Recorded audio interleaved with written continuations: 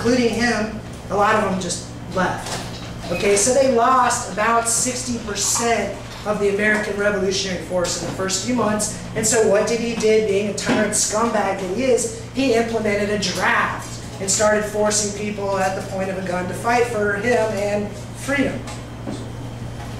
All right, so the other consequence of this is that all these soldiers had to be paid, of course. So you've moved from a voluntary force to a paid force. And so now for the first time you have a national debt in America.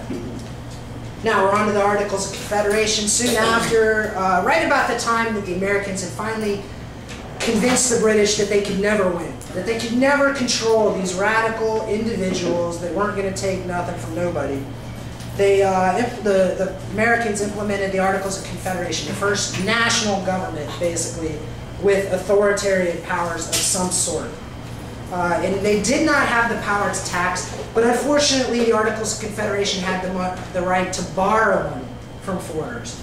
Okay? So they immediately started borrowing money, basically because they knew the aristocrats were already in, they had the government going, they knew they could control it, and eventually they knew that debt would be nationalized, and they'd all make a lot of money on it, which they did. Okay, so basically, not too long after the Article of Confederation come into play, the power lusters, you know, George Washington and Alexander Hamilton, and these people that want to basically, these aristocrats, they want to cut out the British aristocrats, but they want to maintain the same game. They want to be able to tax any economic activity that anybody does, and they want to take their cut. And they want to basically maintain the feudal system where they're the landlords and you pay them rent, only now it's going to be called property taxes. And they're going to say that they provide you certain services in exchange for this rent. But of course, you don't necessarily have to agree to the services. So it's a fundamental principle of capitalism, and this important point I keep hitting home, that services require voluntary consent along with legitimate ownership. So you couldn't have stolen the property. But say if somebody comes to my yard and mows my lawn without asking me, and then comes up and say I have to pay him. Normally we would say, you know what, you might, maybe you would pay him. You know, my lawn needed mowing and thanks for doing a good job and here you go. But you know what, maybe you wouldn't. Maybe you didn't want that service. Maybe you wanted your son to go mow it to earn his, what do you call it? Allowance, thank you. Or whatever reasons. Are you obligated to pay that guy for this alleged service? Of course not. So, of course, the government is offering these alleged services to us, like the police state, where they come in and search us for what they deem illegal substances, for example, and steal our private property. And so, these are all violations of capitalism, of course. All right, so not too long, they realized that they had their foot in the door and they could do what they want. Now it's time to go further. It's time for the Constitution. So they made up a bunch of things to sort of panic the people, like they always do.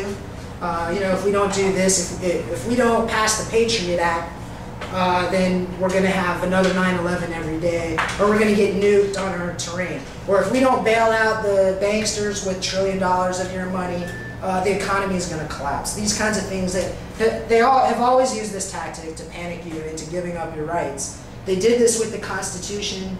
The justification is there were some minor disputes among the states over borders. Yes, there were, but there was no wars or anything like that. The other justification was that they didn't regulate commerce. The states would start taxing each other, and you would have hampering of free trade. And basically also that they needed a central bank, and they needed to subsidize local industry to compete with British corporations and stuff like that that were bringing in products cheaper. Okay, so basically they wanted to implement mercantilism, right? They wanted to give special favors through the state's guns to their favorite businesses so that those companies could make more money. And generally this was at the expense of the farming communities, right? Because then the farmers had to pay higher prices for all these products, which leads into the Civil War, but that's jumping ahead. All right, so we had a group at the time called the Anti-Federalists that opposed all this centralization of power. And I really encourage you, a lot of my criticisms that I'm about to make of the Constitution come from the Anti-Federalists. All right. Now, for one thing, you know, I'm going to spend just a few minutes on the Constitution. Right off the bat, a document that legitimizes slavery of a certain segment of the population obviously can't be said to be for freedom. Okay, so I think that's important right off the bat, that it's in there. And so you've got that to deal with to show that, you know, we ought to maybe be suspicious of this document. What else is in here that maybe is not in our best interest? All right, well, some of the things that are that weren't in the interest of the Anti-Federalists and anyone else that's for individual rights or personal liberty was the fact that they could, well, basically they established a judicial monopoly. So up until this time, under common law, you had the supremacy of the jury. Okay, a jury formed voluntarily without a government when two parties naturally came with a dispute. They paid a judge to listen and arbitrate the dispute. They paid jurors to listen and judge. And there was an appeal system in some of these systems, and it was typically horizontal. So it was to another jury. You could appeal as the defendant to whatever other jury that you would both pay for, you and the prosecuting, the plaintiff. And so what they did is they basically abolished common law by putting in the Supreme Court. So at the Supreme Court you have unelected, unaccountable, lifetime appointed, barring something that's never happened, really catching them in something really bad, aristocrats that get to decide what rights everybody else have. And you have no appeal, and there's nothing you can do about it. And of course, it also infringed on the states' supposed sovereignty to control the law within their own territories. Because at this time, the states were considered sovereign. They were considered nations in their own right. And the Articles of Confederation were considered a voluntary contract that the states entered into for their own convenience, and that they could withdraw from it any time. And the principle was the same in the Constitution.